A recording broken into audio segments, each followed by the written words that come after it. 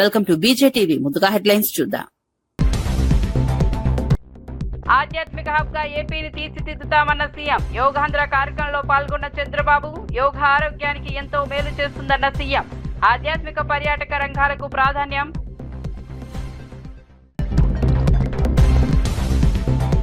నల్లగొండ పర్యటనకు సీఎం రేవంత్ సిద్ధం. రహదారి ప్రాజెక్టుకు శంకుస్థాపన చేయనున్న సీఎం. భారీ బహిరంగ సభలో పాల్గొననున్న రేవంత్. ఏర్పాట్లపై మంత్రి కోమటిరెడ్డి సమీక్ష.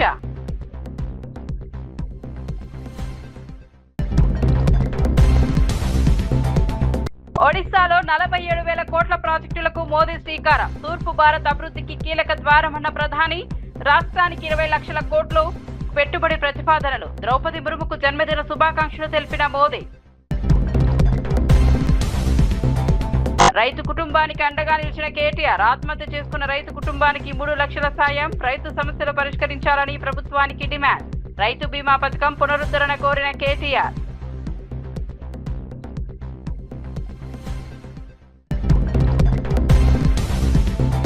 సింగరేణి సమస్యలపై కవిత సంచలన ఆరోపణలు. కార్మిక సమస్యలు వెంటనే పరిష్కరించాలని డిమాండ్. జూలై 20 వరకు ప్రభుత్వానికి గడువు విధింపు. సమస్యలు తీరకపోతే ఉద్యమం ఉధృతమని హెచ్చరిక.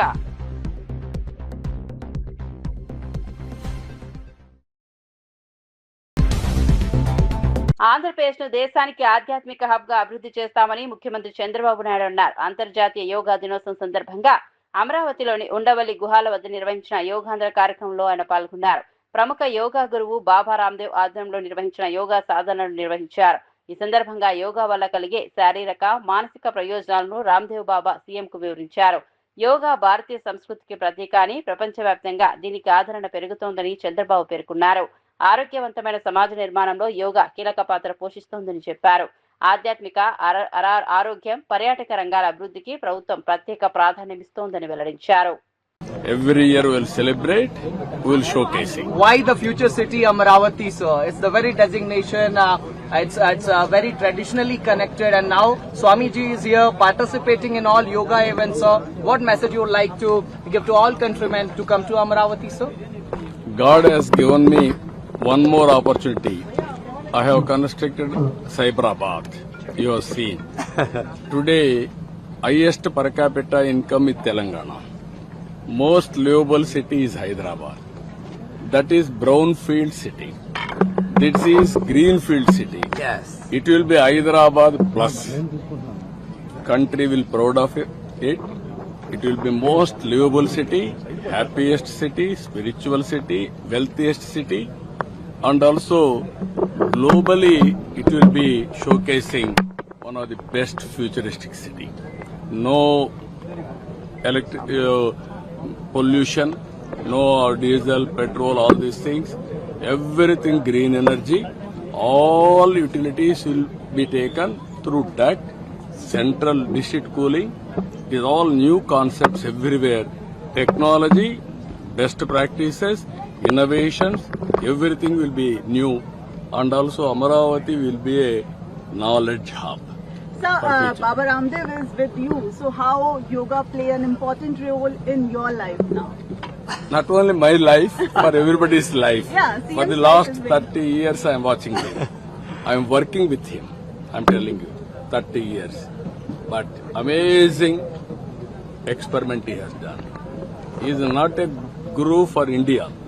He is a yoga guru for the global community. He is no more confined to India. Now everybody is working. It will be mass momentum tomorrow. Whenever you go anywhere in the world, he is going to attract huge crowds. Sir, what is the concept of Yogaandhra? Yogaandhra, I am telling you, every home we want to take. As on today, we are all busy life. Technology has become a handy. I promoted IT. That was the 30 years back. Today I am talking data centers, AI, quantum. Quantum, Andhra Pradesh will be the hub.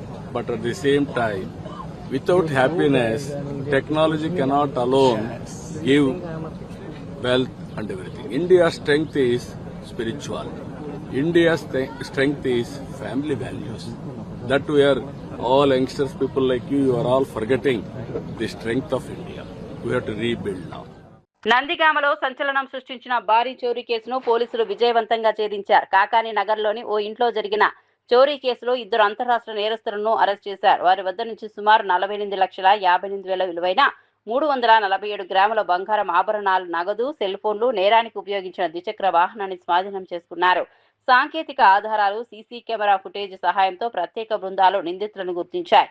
ప్రధాన నిందితుడు శంకర్ నాయక్ పై ఇప్పటికే ఆంధ్రప్రదేశ్, తెలంగాణ రాష్ట్రాల్లో 120కి పైగా చోరీ కేసులు ఉన్నట్లు పోలీసులు వెల్లడించారు. కేసును ఛేదించిన పోలీసు బృందాన్ని నగర పోలీస్ కమిషనర్ అభినందించి అవార్డులు ప్రకటించారు. నేరాల నియంత్రణలో సాంకేతిక పరిజ్ఞానం కీలక పాత్ర పోషిస్తోందని అధికారులు తెలిపారు. రత్లావత్ శంకర్ అలియాస్ శంకర్ నాయక్, వయసు 32 సంవత్సరాలు, సుగాలి, నాగర్లబండ తాండా, వేపనగుంట్ల మండలం, వనపర్తి జిల్లా. అదేవిధంగా రెండో వ్యక్తి తెనుగు అజయ్, కులం ముదిరాజ్, మైలారం గ్రామం, సంగారెడ్డి మండలం. వీళ్ళను అదుపులోకి తీసుకోవడం జరిగింది.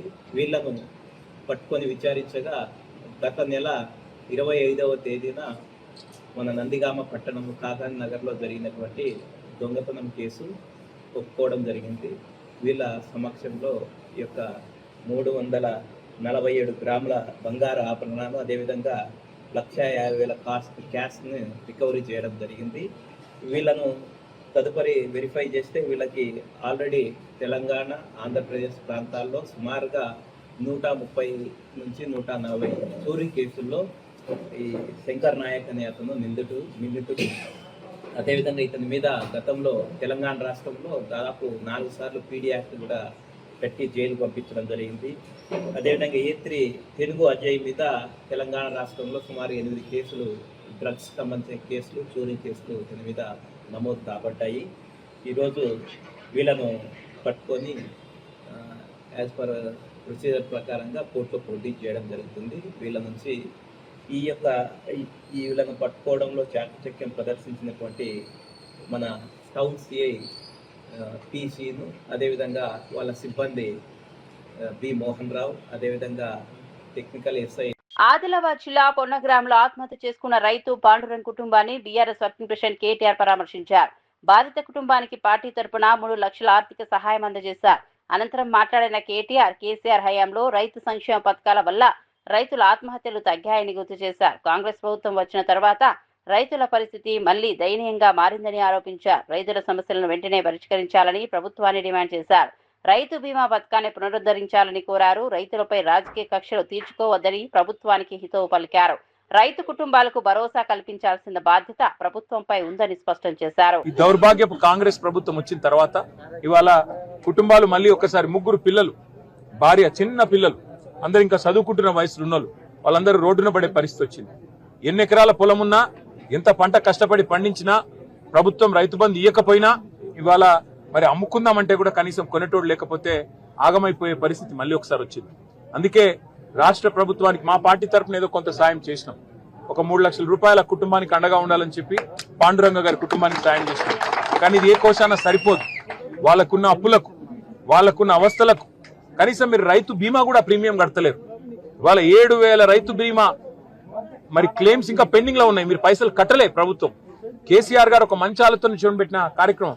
ఇట్నే ఎవరైనా రైతు చనిపోతే అది సహజ మరణమైనా, ప్రమాదవశాత్తు చనిపోయినా, బలవంతపు మరణమైనా ఆ కుటుంబంకి ఏం కావద్దని చెప్పి 5 లక్షల బీమా ఇచ్చే కార్యక్రమాన్ని కేసీఆర్ గారు దేశంలో మొదటిసారి పెట్టిండు.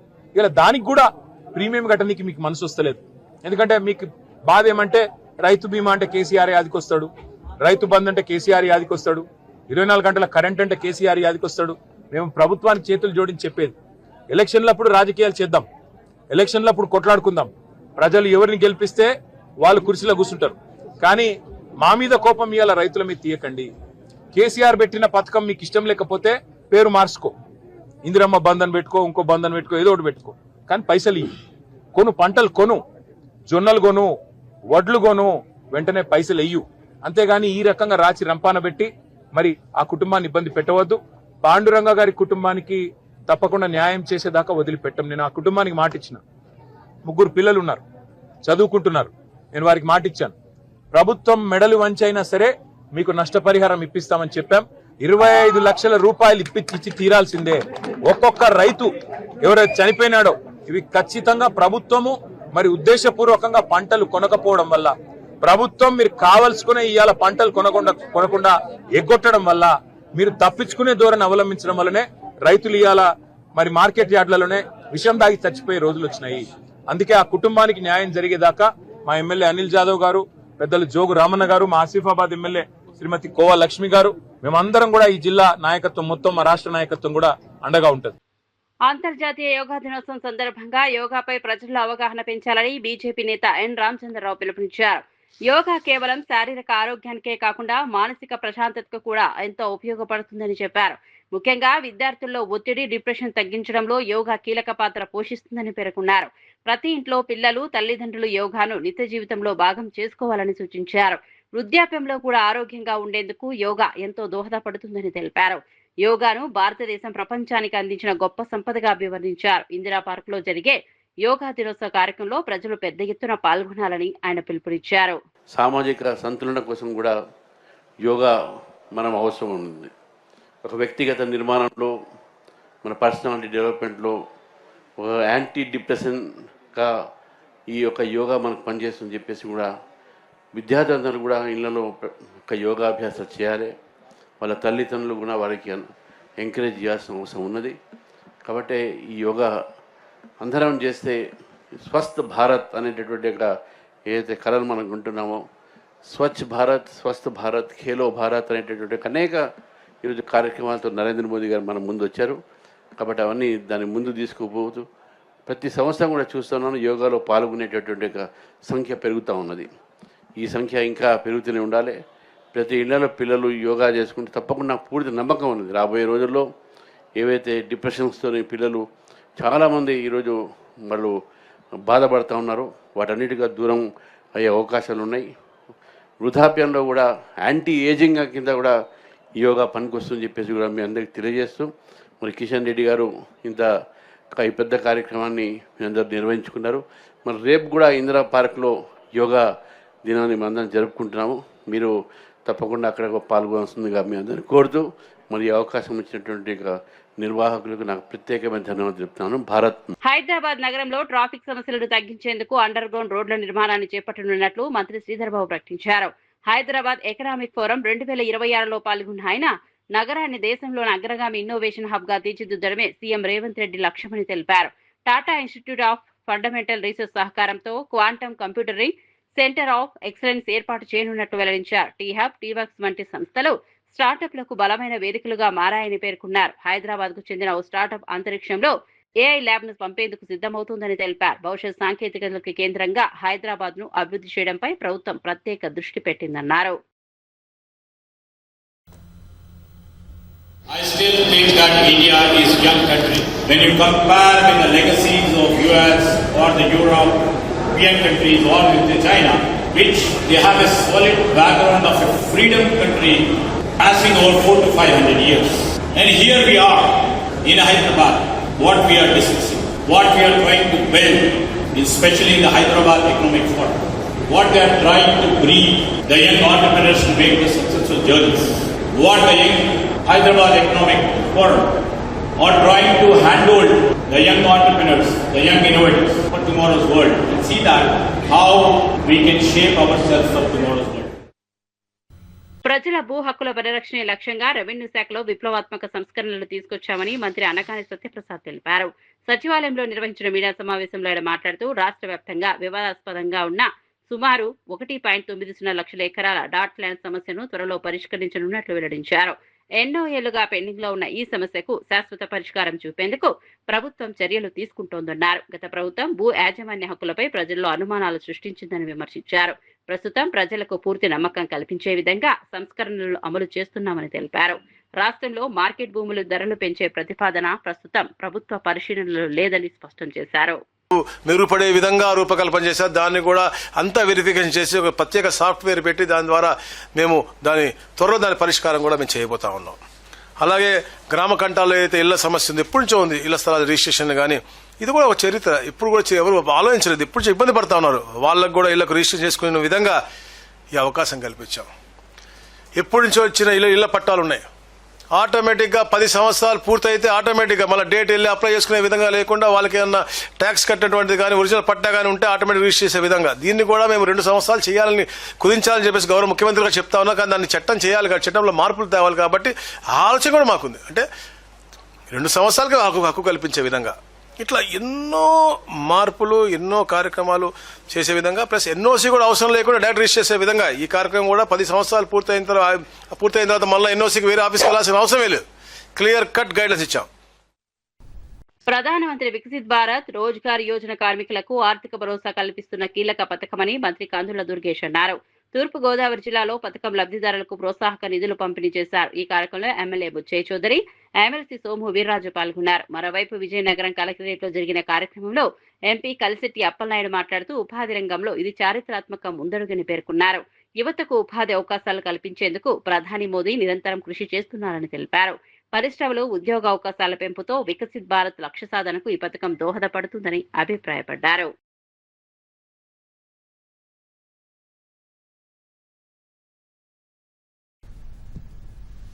దేశ ప్రధాని శ్రీ నరేంద్ర మోడీ గారి చేతుల మీదుగా 15 లక్షల మందికి లబ్ధి చేకూరే విధంగా 2,400 కోట్ల రూపాయలు డిస్బర్స్మెంట్ జరుగుతూ ఉంది. ఒక పక్కన కొత్తగా ఉద్యోగంలో జాయిన్ అయిన వారికి అదనపు ఉద్యోగాలు కల్పించిన ఎంప్లాయర్స్ కి వారికి కూడా ప్రోత్సాహకాలు ఇచ్చేటువంటి కార్యక్రమం ఇది. దీనివల్ల దేశంలో ఒక పక్కన ఉపాధి కల్పన జరుగుతుంది, మరో పక్కన పరిశ్రమలు పెట్టేటువంటి వారికి ప్రోత్సాహం లభిస్తుంది. మనకి వికసిత్ భారత్ రోజ్గార్ యోజన కార్యక్రమాన్ని ప్రారంభించారు. భారత ప్రధానమంత్రి నరేంద్ర మోదీ గారు ఈ దేశ యువతకి ఉపాధి అవకాశాలు, ఉద్యోగ అవకాశాలతో పాటు యాజమాన్యాన్ని కూడా అవకాశాలు కల్పించాలనే ఉద్దేశంతో ఈ కార్యక్రమాన్ని శ్రీకారం చుట్టారు. దేశ యువతకి 1,00,000 కోట్ల బడ్జెట్తో దాదాపు 1.92 లక్షల మంది తొలిసారిగా మనకి ఉద్యోగాలు ఇవ్వడం జరిగింది. భారతదేశం దేశ అభివృద్ధికి కీలక ద్వారంగా మారుతోందని ప్రధాని నరేంద్ర మోదీ అన్నారు. ఒడిశా రాష్ట్రంలోని మయూర్భంజ్ జిల్లాలో పర్యటించిన మోదీ రాష్ట్రపతి ద్రౌపది ముర్ముతో కలిసి 47,600 కోట్ల విలువైన అభివృద్ధి ప్రాజెక్టులకు శంకుస్థాపనలు, ప్రారంభోత్సవాలు నిర్వహించారు. ప్రజలను ఉద్దేశించి ప్రసంగించిన ఆయన దశాబ్దాలుగా నిర్లక్ష్యానికి గురైన తూర్పు భారతదేశం ఇప్పుడు సమగ్ర అభివృద్ధిలో కీలక పాత్ర పోషిస్తోందన్నారు. బీజేపీ ప్రభుత్వ పాలనలో ఒడిశా వేగంగా అభివృద్ధి చెందుతోందని పేర్కొన్నారు. రాష్ట్రానికి దాదాపు 20 లక్షల కోట్ల పెట్టుబడి ప్రతిపాదనలు వచ్చాయని, వాటితో పరిశ్రమలు, ఉపాధి అవకాశాలు పెరుగుతాయని తెలిపారు. సంక్షేమ పథకాల ద్వారా పేదల జీవన ప్రమాణాలు మెరుగుపడ్డాయని చెప్పారు. రాష్ట్రపతి ద్రౌపది ముర్ముకు జన్మదిన శుభాకాంక్షలు తెలియజేసిన మోదీ దేశానికి ఆమె అందిస్తున్న సేవలను కొనియాడారు. आज ओडिशा तेज गति से विकास के रास्ते पर आगे बढ़ रहा है. गरीब कल्याण की योजनाओं से सामान्य मानवी का जीवन बदल रहा है. केंद्र सरकार का विजन है पूर्वी भारत के विकास से भारत का विकास. इसलिए हम पूर्वोदय की नीति पर काम कर रहे हैं. जिस पूर्वी भारत को कांग्रेस के दौर में पिछड़ेपन का पर्याय बना दिया गया था, आज वो प्रगति का प्रवेश द्वार बन रहा है. సింగరేణి కార్మికుల సమస్యలపై టీఆర్ఎస్ అధినేత్రి కల్వకుంట్ల కవిత సంచలన వ్యాఖ్యలు చేశారు. సింగరేణి అధికారుల టీఆర్పీ చెల్లింపులకు డిప్యూటీ సీఎం లంచం అడుగుతున్నారని ఆరోపించారు. నిషేధిత డిటోనేటర్ల కొనుగోలు, కారుణ్య నియామకాలు, మెడికల్ బోర్డు సమస్యలు వంటి కీలక అంశాలను ప్రభుత్వం వెంటనే పరిష్కరించాలని డిమాండ్ చేశారు. కార్మికుల హక్కులను కాపాడడంలో ప్రభుత్వం విఫలమైందని విమర్శించారు. సింగరేణి కార్మికుల సంక్షేమంపై స్పష్టమైన నిర్ణయాలు తీసుకోవాలని కోరుతూ జూలై 20 వరకు ప్రభుత్వానికి గడువు విధించారు. కార్మికుల సమస్యలు పరిష్కారం కాకపోతే ఉద్యమాన్ని మరింత ఉధృతం చేస్తామని హెచ్చరించారు. సింగరేణి సంస్థ భవిష్యత్తు, ఉద్యోగుల సంక్షేమం కోసం తమ పోరాటం కొనసాగుతుందని స్పష్టం చేశారు. అదే కంపెనీకి వాళ్ళు ఇక్కడ డెటోనేటర్స్ ఇవ్వడంతో ఒక కార్మికుడి చేయి కూడా మరి యాక్సిడెంట్ అయ్యి ఇబ్బంది అయినటువంటి పరిస్థితి ఉన్నది. సో అటువంటి తప్పిదాలు యాజమాన్యం చేయకూడదు. రెండవది, ఏదైతే డిపెండెంట్ ఎంప్లాయ్మెంట్ అనేది కార్మికుడి హక్కుగా ఉందో దాన్ని 30 నెలల కాంగ్రెస్ ప్రభుత్వం కాలరాస్తూ ఉంది. ఎక్కడా కూడా కనీసము వాళ్ళు డిపెండెంట్ ఎంప్లాయ్మెంట్స్ కానీ పెండింగ్ ఉన్న 1200 మందికి కానీ ఇస్తలేరు. కాబట్టి ఖచ్చితంగా అది ఇవ్వాలంటే మరి గాంధేయ మార్గమే కరెక్ట్. 1 మంత్ టైం ఇస్తాం ప్రభుత్వానికి. ఇది జూన్ 20, నెక్స్ట్ జూలై 20 లోపల ఒక విస్పష్టమైన ప్రకటన రావాలి, ఆర్డర్ రావాలి. ప్రతి నెల 2 సార్లు మెడికల్ బోర్డు పెడతామని ఆర్డర్ రావాలి. పెండింగ్ ఉన్న 1200 మందికి కూడా ఇమ్మీడియట్గా జాబ్స్ ఇచ్చేస్తామనేటటువంటి స్పష్టమైన ప్రకటన ప్రభుత్వం నుండి రావాలి. ఇక నిరాహార దీక్ష కూర్చుంటాను. ఎట్టి పరిస్థితుల్లో కార్మికుల హక్కులు సాధించడానికి వెనకడిగేసే ప్రసక్తే లేదు. ఇప్పుడు సింగరేణిలో ఎలక్టెడ్ ఏ యూనియన్ లేదు కాబట్టి ఎవరు కూడా కార్మికుల హక్కుల గురించి అడుగుతలేరని నిర్భయంగా యాజమాన్యం కార్మికులను ఇబ్బంది పెడతా ఉన్నది. కనీసం తాగునీరు కూడా ఇవ్వలేనటువంటి పరిస్థితి ఉన్నది. ఇది అన్యాయం. మంచి ఆక్సిజన్ ఇవ్వలేనటువంటి పరిస్థితి ఉన్నది. కాబట్టి అన్కాంప్రమైజింగ్గా కార్మికుల కోసం కొట్లాడడానికి హెచ్ఎంఎస్ టీఆర్ఎస్ ముందుకు వచ్చినాయి. ప్రభుత్వానికి కేవలం 1 మంత్ డెడ్ లైన్ ఇస్తున్నాం. ఈ 1 మంత్ లోపల మీరు కార్మికులకు సంబంధించి కారుణ్య నియామకాలకు సంబంధించి ప్రకటన చేయాలి. నెలకు 2 సార్లు మెడికల్ బోర్డు పెట్టాలి. పెండింగ్ ఉన్న 1200 మందికి ఇమీడియట్గా సర్టిఫికేట్స్ ఇవ్వాలి. అప్లికేషన్ డేట్తోనే లింక్ ఉండాలి కానీ రిటైర్మెంట్ డేట్తో లింక్ ఉండకూడదు. ఎందుకంటే 3 నెలలు 5 నెలలు పెండింగ్ ఉన్న వాళ్ళు ఉన్నారు. ఎంతోమంది 5-6 ఏళ్ల కింద అప్లికేషన్ పెట్టుకొని రిటైర్ అయిపోయి బాధపడుతున్న వాళ్ళు ఉన్నారు. అప్లికేషన్ డేట్ని ప్రామాణికంగా తీసుకొని ఇవ్వాలని చెప్పి డిమాండ్ చేస్తున్నాం. జై తెలంగాణ. గవర్నమెంట్లో కరప్షన్ ఎంత పెరిగిపోయిందంటే పిఆర్పి రావాలి అని అధికారులు ధర్నా చేస్తే ఆ అధికారుల దగ్గర కూడా లంచం అడిగినారు డిప్యూటీ సీఎం గారు అని చెప్పి స్పష్టంగా వారికి సంబంధించిన మనుషులు అడిగినారని చెప్పి స్పష్టంగా తెలియడం జరిగింది. అంత కరప్షన్ ఉంది ఈ గవర్నమెంట్లో. అధికారులకు రావాల్సిన పిఆర్పి రావాల్సిందే, నేనేం కాదంటలేదు. మాకు ఎట్లయితే కార్మికులకు బోనస్ రావాలంటామో అధికారులకు కూడా పిఆర్పి రావాలి. కానీ ఆ అధికారులు కూడా ఇట్లా నాసిరకం వస్తువులు తీసుకొచ్చి నా కార్మికుల సేఫ్టీతో ఆడుకోకూడదు.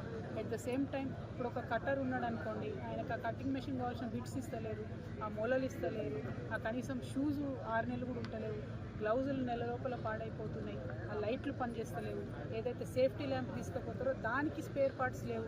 అంటే కార్మికుడికి ఆ లోపలికి పోతే ఫైర్ అవుతుందా కాదా తెలిపేదే ఆ ల్యాంప్. ఆ ల్యాంప్ స్పేర్ పార్ట్స్ లేవు అని అంటే మరి ఆ లోపలికి పోయినానికి ఏమైనా అయితే ఎవరు బాధ్యత? ఈ బాధ్యత తీసుకోకుండా మా దానికోసం మేము ధర్నా ఇస్తామని ఆఫీసర్లు అంటే వాళ్ళ రైట్స్ కోసం కూడా మేము మాట్లాడతాం. కానీ వాళ్ళు కూడా కార్మికుల పక్షాన కొంచెం సింపథెటిక్గా ఆలోచించాలని చెప్పి ఆఫీసర్స్ నేను రిక్వెస్ట్ చేస్తూ ఉన్నాను. గవర్నమెంట్ మాత్రం డిమాండ్ చేస్తూ ఉన్నాను, మీరు బకాయిలు కట్టండి, ముందు పెండింగ్ ఉన్నాయి. 2 డిపెండెంట్ ఎంప్లాయీస్ మీద పర్మనెంట్గా మీరు సొల్యూషన్ తీసుకొచ్చి నెలకు 2 సార్లు మెడికల్ బోర్డు పెట్టాల్సిందే. అప్లికేషన్ పెట్టిన ప్రతి ఒక్కరిని కూడా అన్ఫిట్ చేయాల్సిందే. Thank you. జై తెలంగాణ. 28న ముఖ్యమంత్రి రేవంత్ రెడ్డి నల్గొండ జిల్లాలో పర్యటించనున్నారు. కనగల్లో హైబ్రిడ్ యాన్యుటీ మోడ్ ఆధారంగా నిర్మించనున్న రహదారి ప్రాజెక్టుకు శంకుస్థాపన చేయనున్నారు. అనంతరం నల్గొండ ఎన్జీ కాలేజీ మైదానంలో జరిగే భారీ బహిరంగ సభలో పాల్గొని ప్రజలను ఉద్దేశించి ప్రసంగించనున్నారు. సీఎం పర్యటన ఏర్పాట్లను మంత్రి కోమటిరెడ్డి వెంకటరెడ్డి పరిశీలించారు. జిల్లా collector B Chandrashekar, SP Sharath Chandra పవార్లతో కలిసి సమావేశమై ఏర్పాట్లపై సమీక్ష నిర్వహించారు. ప్రజలకు ఇబ్బందులు కలగకుండా అన్ని ఏర్పాట్లు పూర్తి చేయాలని అధికారులను ఆదేశించారు. ఈ పర్యటనలో అభివృద్ధి కార్యక్రమాలు, ప్రభుత్వ సంక్షేమ పథకాలపై సీఎం కీలక ప్రకటనలు చేసే అవకాశం ఉందని అధికార వర్గాలు తెలిపాయి.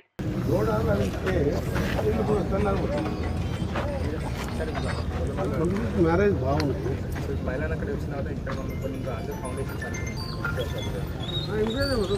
లేవట్టి దాన్ని మేము పడిపోయే అవసరం లేదు. 25 minutes ల్యాండ్ అయితే ఆడ 15 నిమిషాలు అంతే. ఫ్లాట్ డిజైన్ చేపిస్తుంది. ఏది ఆర్ఎండ్బి డీజర్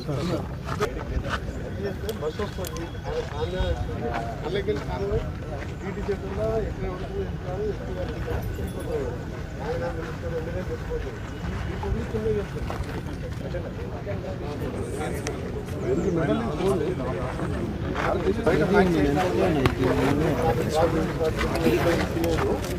ఆ విలేజ్ బస్ చూసుకుంటారు. హాఫ్ అన్ అవర్ ముందు ట్రాఫిక్ అంతా అలో చేస్తాం. ఇక హాఫ్ అన్ అవర్ ముందు బంద్ చేస్తాం. Half an hour నిండిందాక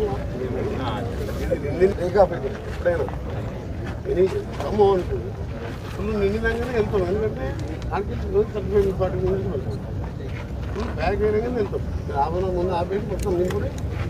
Krishnalanka Sai Krishna lockup death ఘటనపై తిరుపతిలో వైఎస్ఆర్సీపీ నేతలు నిరసన కార్యక్రమం నిర్వహించారు. మాజీ TTD chairman Bhumana Karunakar Reddy, MLA Abhinay Reddy ఆధ్వర్యంలో ర్యాలీ చేపట్టారు. ఈ ఘటనపై సీబీఐతో దర్యాప్తు జరిపించాలని డిమాండ్ చేశారు. సాయి కృష్ణ మరణానికి బాధ్యులపై కఠిన చర్యలు తీసుకోవాలని కోరారు. హోంమంత్రి రాజీనామా చేయాలని కూడా డిమాండ్ చేశారు. రాష్ట్రంలో శాంతి భద్రతల పరిస్థితిపై ప్రభుత్వం సమాధానం చెప్పాలని వైసీపీ నేతలు ప్రశ్నించారు. ప్రజాస్వామ్య విలువలు కాపాడాలంటే ఈ ఘటనపై నిక్షిప్తపాత విచారణ అవసరమన్నారు. బాధిత కుటుంబానికి న్యాయం జరిగే వరకు తమ పోరాటం కొనసాగుతుందని స్పష్టం చేశారు. యువకుడు క్రాంతి కుమార్ అనేటువంటి వ్యక్తి పురుగుల మందు తాగి ఆత్మహత్య చేసుకున్నాడు. దీనికి కారణం ఆ కృష్ణలంక సిఐ నాగరాజు అని ఆయన మరణ వాంగ్మూలంలాగా ఇచ్చి మరీ పురుగుల మందు తాగాడు. సాయి కృష్ణ అనేటువంటి యువకుణ్ణి పట్టుకొని లాడ్జీలో చిత్రహింసలు పెట్టి ఆ తరువాత ఈ నాగరాజు అనేటువంటి సిఐకి అప్పగిస్తే అతను పాశవికంగా హింసించి ఆ నాగరాజును హత్య చేసినారు. హత్య చేస్తే నిమ్మకు నీరెత్తినట్టు ఉండి సాయికృష్ణ బూడిద కూడా అప్పగించకుండా పెద్ద గొప్పలు చెప్పుకుంటే కుదరదు. అందుకే మేము న్యాయ పోరాటం మా ప్రభుత్వం వచ్చిన తరువాత దీని వెనుక ఉన్నటువంటి బాసు బిగ్ బాసు అందరూ కూడా జైలుకు పోవటం ఖాయం. గత వైఎస్ఆర్సీపీ ప్రభుత్వ పాలనలో చేనేత రంగం తీవ్రంగా నష్టపోయిందని మంత్రి సవిత విమర్శించారు. కూటమి ప్రభుత్వం 2 ఏళ్లలో చేనేత రంగ అభివృద్ధికి అనేక చర్యలు చేపట్టిందని తెలిపారు. చేనేత కుటుంబాలకు గౌరవప్రదమైన జీవనం, ఆర్థిక భద్రత కల్పించడమే ప్రభుత్వ ప్రధాన లక్ష్యమన్నారు. అమరావతిలో నిఫ్ట్ క్యాంపస్ ఏర్పాటు చేసేందుకు కేంద్ర ప్రభుత్వం సానుకూలంగా స్పందించడం రాష్ట్రానికి శుభ పరిణామమని పేర్కొన్నారు. ధర్మవరం, ఉప్పాడ, మంగళగిరిలో చేనేత కస్టమర్లను ఏర్పాటు చేసి ఉపాధి అవకాశాలు పెంచనున్నట్లు తెలిపారు. చేనేత కుటుంబాలకు ఉచిత విద్యుత్ పథకాన్ని అమలు చేస్తున్నామని చెప్పారు. సంప్రదాయ చేనేతకు ఆధునిక మార్కెటింగ్ అవకాశాలు కల్పించి రంగాన్ని బలోపేతం చేయనున్నట్లు వెల్లడించారు. అందరికీ తెలుసండి, ఎందుకంటే రాష్ట్రం విడిపోయిన తర్వాత 14-19లో చేనేతకు ఒక స్వర్ణయుగంలా జరిగింది. అనేక స్కీమ్స్ ఇవ్వడం జరిగింది. 19-24లో ఏం చేశారో మన అందరికీ తెలుసు. ఈ రాష్ట్రాన్ని గొడ్డలతో రప్ప నరికి ఈ రాష్ట్రాన్ని భూస్థాపితం చేశారనే విషయం తెలుసు. అందులో చేనేతలు కూడా ఒకరు. మరి ఈరోజు ఇప్పుడిప్పుడే వెంటిలేటర్ మీద రాష్ట్రాన్ని ఆక్సిజన్ లెవెల్కి తీసుకొచ్చి ఈ రాష్ట్రాన్ని ఎక్సలేటర్ మీద తీసుకెళ్లాలన్నదే ముఖ్యమంత్రి గారి ఆలోచనలు. మరి గతంలో ఏం జరిగిందో చూసాం. మరి ఇప్పుడు చేనేతలకు మరి ఉచిత విద్యుత్ అందజేస్తూ మరి 50 సంవత్సరాలకే 4000 పెన్షన్ కూడా అందజేశాం. మరి దాంతోపాటు మరి యూనివర్సల్ హెల్త్ పాలసీ తీసుకొచ్చాం. ముఖ్యంగా వాళ్ళు తయారు చేసిన వస్త్రాలు ఎక్కడికక్కడ ఎగ్జిబిషన్స్ పెట్టి ప్రైవేట్ కంపెనీ వాళ్ళతో కూడా అగ్రిమెంట్లు చేయించి మరి ప్రతి నెల ఒక ఎగ్జిబిషన్స్ పెట్టడం మొన్నటి మీరే చూశారు. మనం అసెంబ్లీలో కూడా మరి ఎగ్జిబిషన్ పెట్టాం. మరి వైసీపీ ప్రభుత్వం చేనేతలకు ఏం చేసిందో మన అందరికీ తెలుసు. అంతేకాకుండా మరి అతి చిన్న సంస్థ ఆప్కో మీద కూడా 120 కోట్లు కేంద్రం నుంచి నిధులు తీసుకొచ్చి ఆ నిధులు ఎక్కడ డైవర్ట్ చేశారో ఏం చేశారో ఇంతవరకు అధికారులు కూడా ఆదేశించాం. మరి ఎంక్వైరీ జరుగుతూ ఉంది. మరి ఆ అప్పు కూడా ఈరోజు మేమే కడుతున్నాం. ఈరోజు చేనేత సొసైటీలకి ఇన్ టైంలో డబ్బులు ఇవ్వలేకపోయామంటే మరి అవన్నీ స్ట్రీమ్ లైన్ చేసుకుంటూ ఆ అప్పు కట్టుకుంటూ మళ్ళీ ఈరోజు చేనేత సంఘాలందరికీ పేమెంట్ చేసుకుంటూ వస్తున్నాం. వైసీపీ పార్టీ చేనేతలకే కాదు ఈ రాష్ట్రాన్నే భూస్థాపితం చేసేసింది. ఇవి బులెటిన్ విశేషాలు. మరో బులెటిన్లో మళ్ళీ కలుద్దాం.